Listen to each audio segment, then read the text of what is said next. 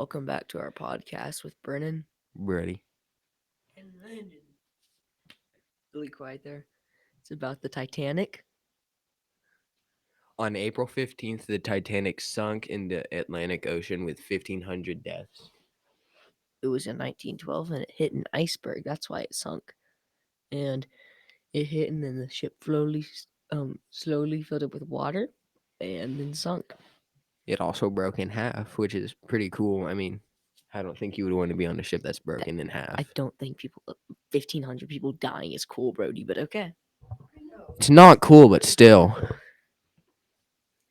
The ship might not have sunk if they had listened to any of the warnings they got from other ships, but the captain intended to get on his destination in perfect time, and so he sailed right through the iceberg field. And then they hit an iceberg. I don't know, Landon. I don't know. Landon, you're not even talking, dude. You're just sitting there messing with the timer. Stop.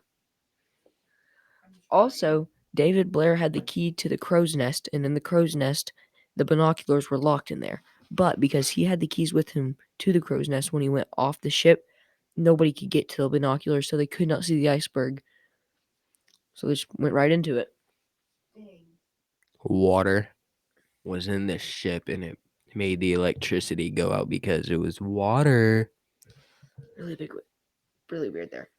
Also, they gave women and children lifeboats, but the men did not give them. First class passengers were able to get to lifeboats in time because they had a higher up class than third class. Although some people survived, not many people survived whenever the ship went down if they weren't in lifeboats because the water was really cold. They got hypothermia and died. But the Carpathia, another ship coming near, was radioed to come help them, and they picked up a lot of survivors and then went to New York on April 18th, 1912, and they dropped off all the survivors. The ship was also constructed in Ireland. Cool little fact you needed to know, huh?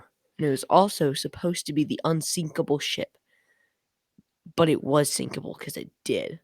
Only 750 people survived. The captain said it was unsinkable, but I guess it wasn't unsinkable because it kind of sunk. Everyone thought it was unsinkable. It wasn't unsinkable. And that's from Landon. The Titanic was found in 1986.